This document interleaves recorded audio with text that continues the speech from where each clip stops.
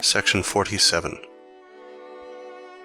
The Critique of Pure Reason by Immanuel Kant. Transcendental Doctrine of Method. Chapter 3. The Architectonic of Pure Reason. The Architectonic of Pure Reason. By the term architectonic, I mean the art of constructing a system.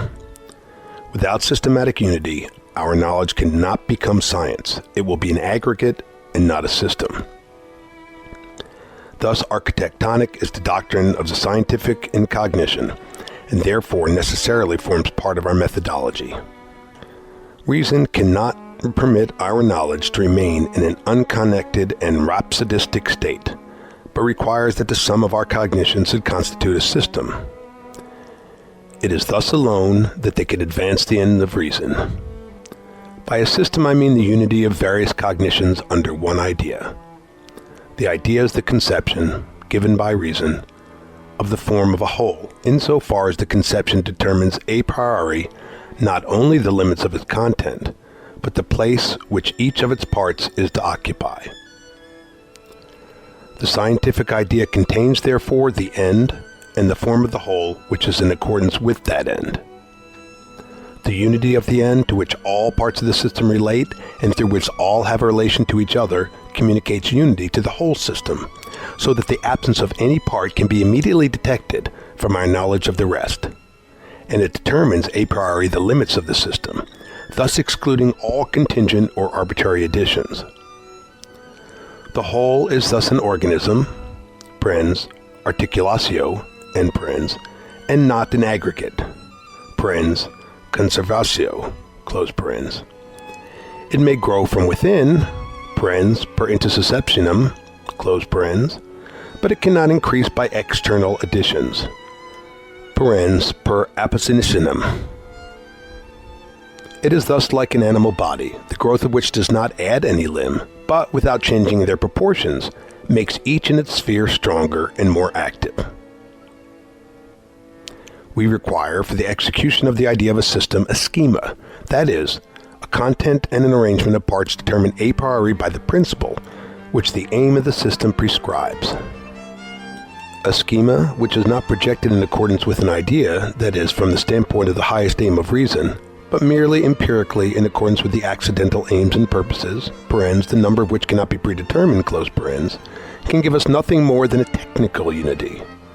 But the schema which is originated from an idea, parens, in which case reason presents us with aims a priori and does not look for them to experience, close parens, forms the basis of an architectonical unity.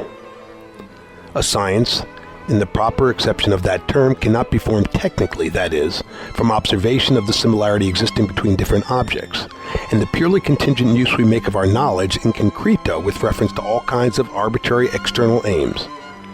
Its constitution must be framed on architectonical principles, that is, its parts must be shown to possess an essential affinity and be capable of being deduced from one supreme and internal aim or end, which forms the condition of the possibility of the scientific whole. The schema of a science must give a priori the plan of it, parens, monogramma, close parens, and a division of the whole into parts in conformity with the idea of the science. And it must also distinguish this whole from all others, according to certain understood principles. No one will attempt to construct a science unless he has some idea to rest on as a proper basis. But in the elaboration of the science, he finds that the schema, nay, even the definition which he at first gave of the science, rarely corresponds with his idea. For this idea lies, like a germ, in our reason, its parts undeveloped and hid even from microscopical observation. For this reason, we ought to explain and define sciences not according to the description which the originator gives of them, but according to the idea which we find based in reason itself, and which is suggested by the natural unity of the parts of the science already accumulated. For it will often be found that the originator of a science, and even his latest successors, remain attached to an erroneous idea, which they cannot render clear to themselves, and that they thus fail in determining the true content, the articulation or systematic unity, and the limits of their science. It is unfortunate that only after having occupied ourselves for a long time in the collection of materials, under the guidance of an idea which lies undeveloped in the mind, but not according to any definite plan of arrangement, nay, only after we have spent much time and labor in the technical disposition of our materials, does it become possible to view the idea of a science in a clear light, and to project, according to architectonical principles, a plan of the whole in accordance with the aims of reason. Systems seem, like certain worms, to be formed by a kind of generatio equivoca, by the mere confluence of conceptions, and to gain completeness only with the progress of time. But the schema or germ of all lies in reason, and thus is not only every system organized according to its own idea, but all are united into one grand system of human knowledge, of which they form members. For this reason, it is possible to frame an architectonic of all human cognition, the formation of which at the present time, considering the immense materials collected or to be found in the ruins of old system, would not indeed be very difficult. Our purpose at present is merely to sketch the plan of the architectonic of all cognition given by pure reason, and we begin from the point where the main root of human knowledge divides into two, one of which is reason. By reason, I understand here the whole higher faculty of cognition, the rational being, placed in contradistinction to the empirical. If I make complete abstraction of the content of cognition, objectively considered, all cognition is, from a subjective point of view, either historical or rational. Historical cognition is cognito ex status, rational, cognito ex principiis.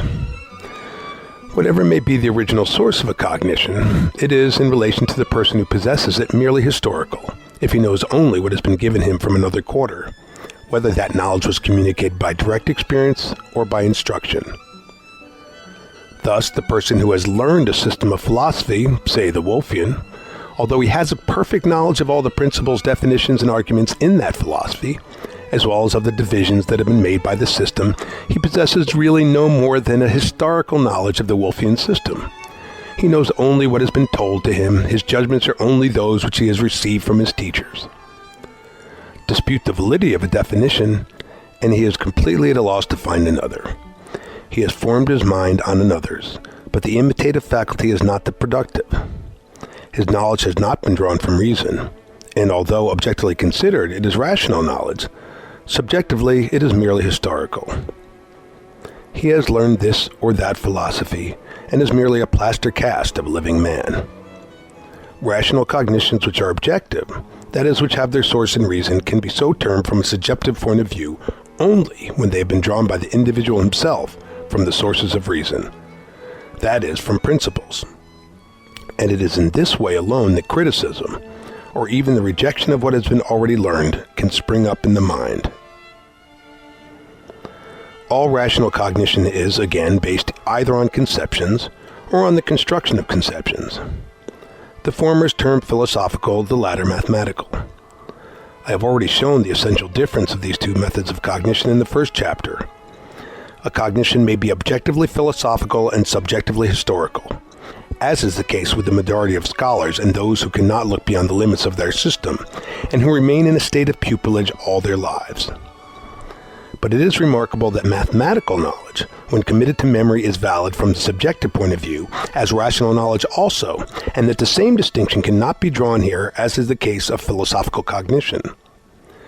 The reason is that the only way of arriving at this knowledge is through the essential principles of reason, and thus it is always certain and indisputable, because reason is employed in concreto, but at the same time a priori, that is, in pure and therefore infallible intuition, and thus all causes of illusion and error are excluded.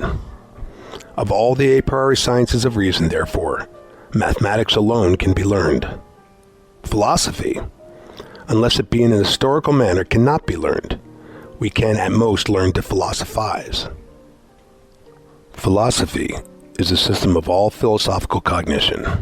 We must use this term in an objective sense if we understand by it the archetype of all attempts at philosophizing, and the standard by which all subjective philosophies are to be judged. In this sense, philosophy is merely the idea of a possible science, which does not exist in concreto, but to which we endeavor in various ways to approximate, until we have discovered the right path to pursue, a path overgrown by the errors and illusion of sense, and the image we have hitherto tried to shape in vain has become a perfect copy of the great prototype. Until that time, we cannot learn philosophy. It does not exist. If it does, where is it? Who possesses it? And how shall we know it? We can only learn to philosophize. In other words, we can only exercise our powers of reasoning in accordance with the general principles, retaining at the same time the right of investigating the sources of these principles, of testing, and even of rejecting them. Until then, our conception of philosophy is only a scholastic conception. A conception, that is, of a system of cognition which we are trying to elaborate into a science. All that we at present know being the systematic unity of thus cognition, and consequently the logical completeness of the cognition for the desired end.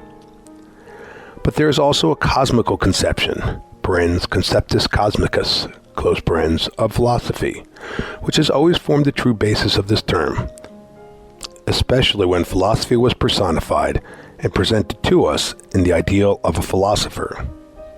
In this view, philosophy is the science of the relation of all cognition to the ultimate and essential aims of human reason, teleologica rationis humani, and the philosopher is not merely an artist who occupies himself with conceptions, but a lawgiver, legislating for human reason.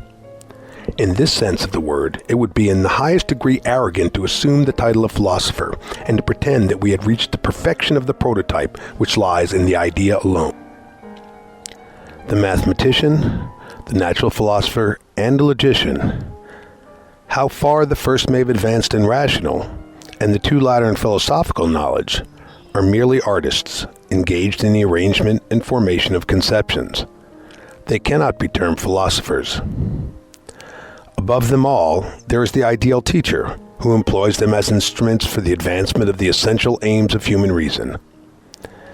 Him alone can we call philosopher, but he nowhere exists.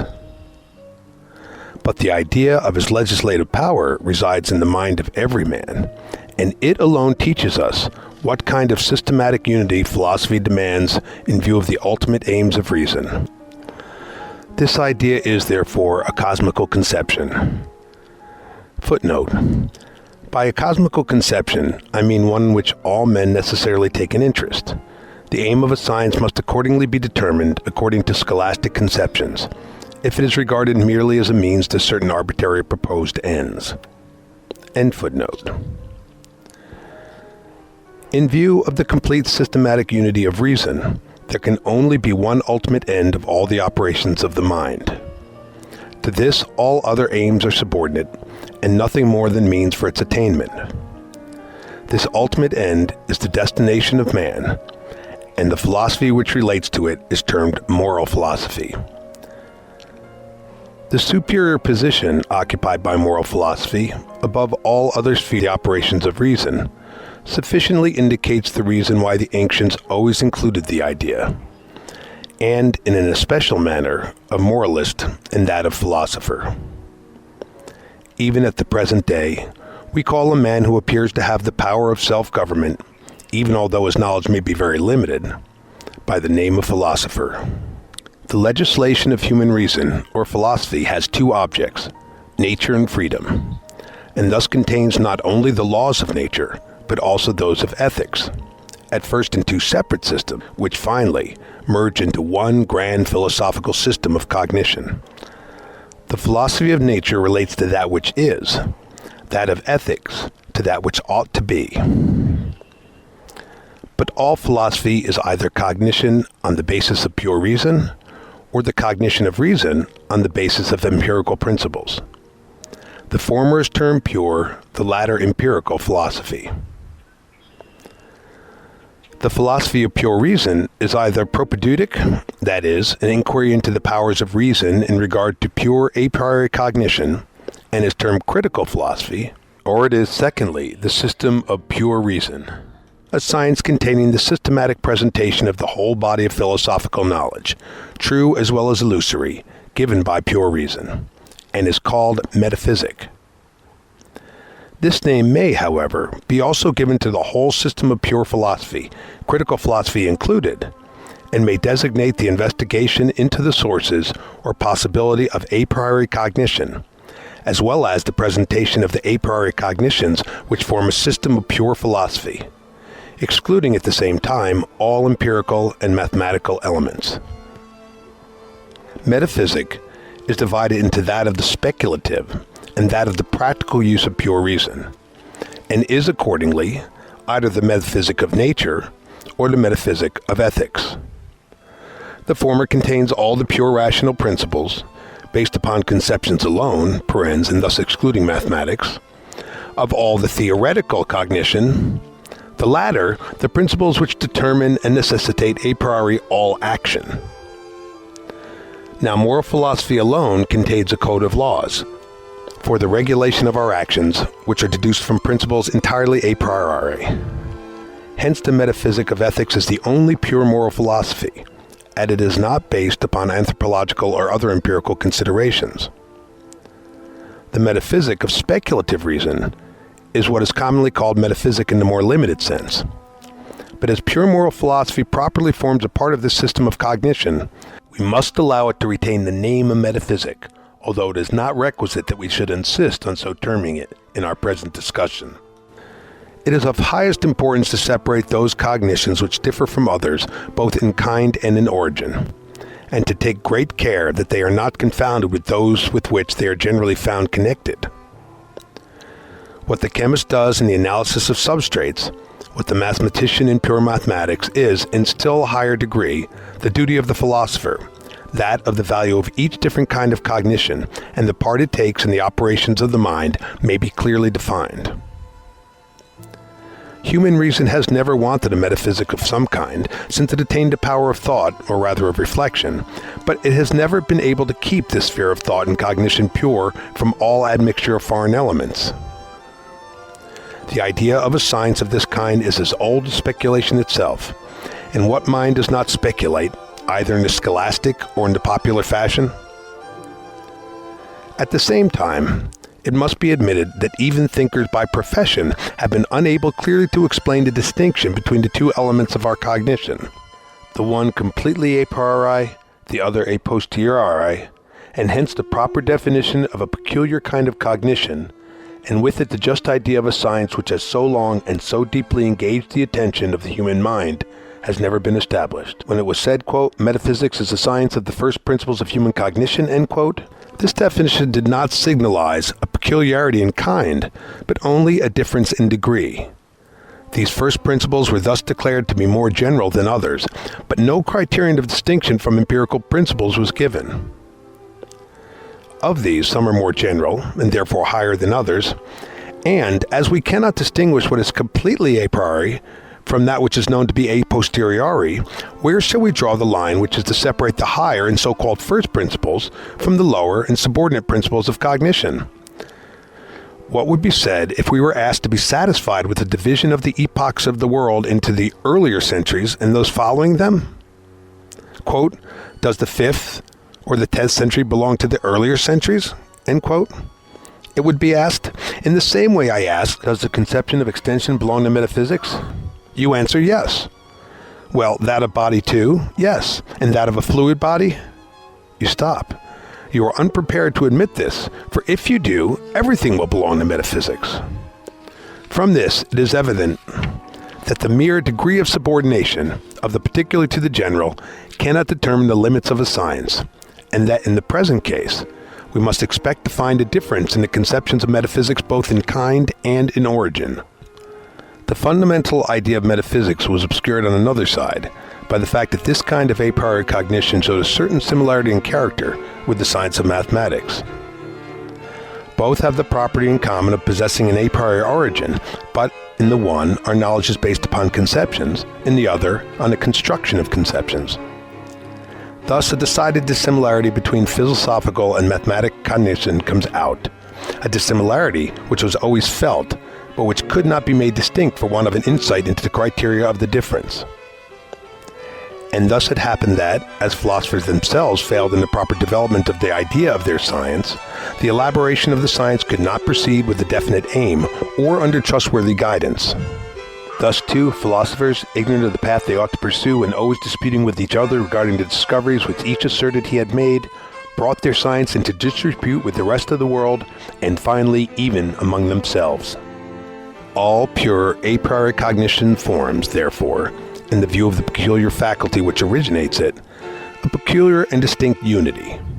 And metaphysic is the term applied to the philosophy which attempts to represent that cognition in this systematic unity. The speculative part of metaphysic, which has especially appropriated this appellation, that which we have called the metaphysic of nature, and which considers everything as it is, not as it ought to be, by means of a priori conceptions, is divided in the following manner. Metaphysic, in the more limited acception of the term, consists of two parts: transcendental philosophy and the physiology of pure reason. The former presents the system of all the conceptions and principles belonging to the understanding and the reason, and which relate to the objects in general, but not to any particular given objects. Ontologia.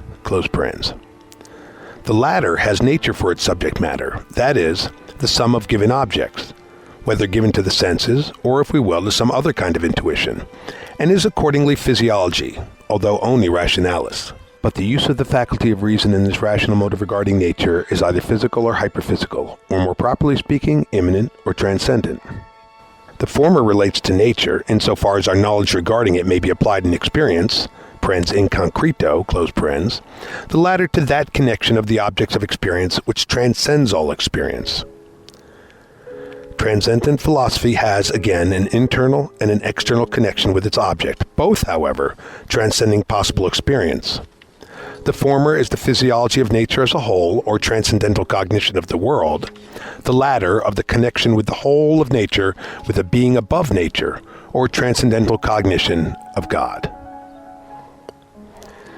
Immanent physiology, on the contrary, considers nature as the sum of all sensuous objects, consequently, as it is presented to us, but still according to a priori conditions, for it is under these alone that nature can be presented to our minds at all. The objects of immanent physiology are of two kinds. 1. Those of the external senses, or corporeal nature. 2. The object of the internal sense, the soul, or in accordance with our fundamental conceptions of it, thinking nature. The metaphysics of corporeal nature is called physics, but as it must contain only the principles of an a priori cognition of nature, we must term it rational physics. The metaphysics of thinking nature is called psychology, and for the same reason is to be regarded as merely the rational cognition of the soul.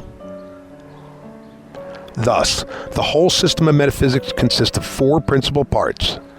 1. Ontology. 2. Rational physiology. 3. Rational cosmology. And 4. Rational theology. The second part, that of the rational doctrine of nature, may be subdivided into two: physica rationalis and psychologia rationalis. Footnote. It must not be supposed that I mean by this appellation what is generally called physical generalis, and which is rather mathematics than a philosophy of nature. For the metaphysics of nature is completely different from mathematics, nor is it so rich in results, although it is of great importance as a critical test of the application of pure understanding and cognition to nature. For want of its guidance, even mathematicians, adopting certain common notions which are in fact metaphysical, have unconsciously crowded their theories of nature with hypotheses, the fallacy of which becomes evident upon the application of the principles of this metaphysics, without detriment, however, to the employment of mathematics in the sphere of cognition. End footnote. The fundamental idea of a philosophy of pure reason of necessity dictates this division. It is, therefore, architectonical, in accordance with the highest aims of reason, and not merely technical, or according to certain accidentally observed similarities existing between the different parts of the whole science. For this reason, though, is the division immutable and of legislative authority.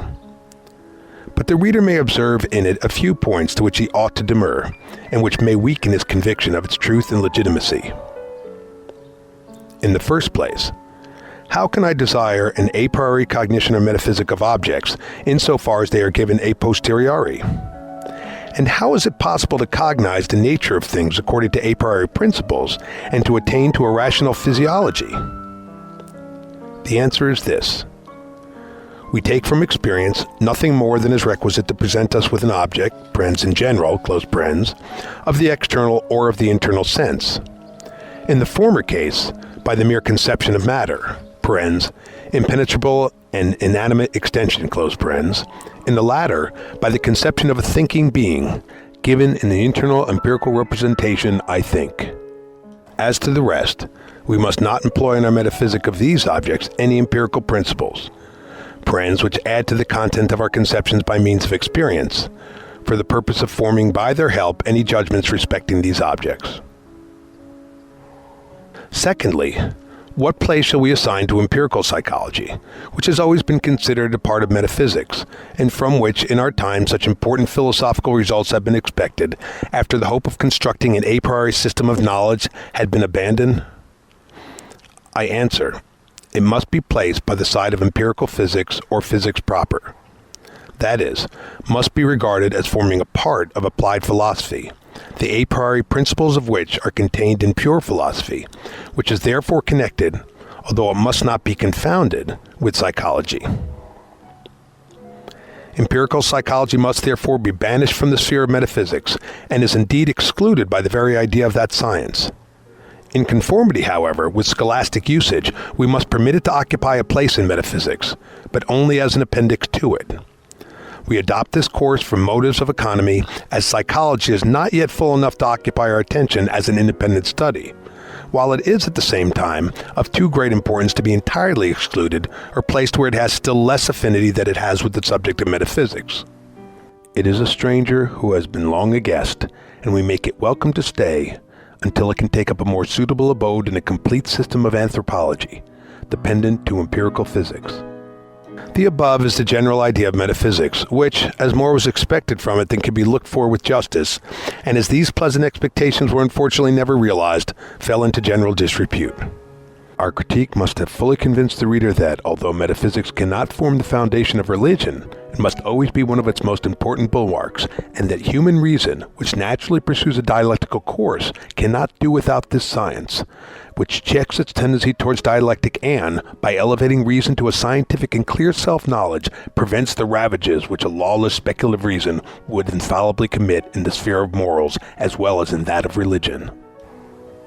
We may be sure, therefore, whatever contempt may be thrown upon metaphysics by those who judge a science not by its own nature, but according to the accidental effects it may have produced, that it can never be completely abandoned, that we must always return to it as a beloved one who has for a time been estranged, because the questions with which it is engaged relate to the highest aims of humanity, and reason must always labor either to attain to settled views in regard to these, or to destroy those which others have already established. Metaphysics, therefore, that of nature as well as that of ethics, but in an especial manner the criticism which forms the propedeutic to all the operations of reason, forms properly that department of knowledge which may be termed, in the truest sense of the word, philosophy. The path which it pursues is that of science, which, when it has once been discovered, is never lost and never misleads. Mathematics, natural science, the common experience of men, have a high value as means for the most part to accidental ends, but at last also to those which are necessary and essential to the existence of humanity. But to guide them to this high goal they require the aid of rational cognition on the basis of pure conceptions, which, be it termed as it may, is properly nothing but metaphysics. For the same reason, metaphysics forms likewise the completion of the culture of human reason. In this respect it is indispensable, setting aside altogether the influence which it exerts as a science. For its subject matter is the elements and highest maxims of reason, which form the basis of the possibility of some sciences and of the use of all. That, as a purely speculative science, it is more useful in preventing error than in the extension of knowledge, does not detract from its value. On the contrary, the supreme office of censor which it occupies assures to it the highest authority and importance. This office it administers for the purpose of securing order, harmony, and well-being to science, and of directing its noble and fruitful labors to the highest possible aim, the happiness of all mankind. End of section 47.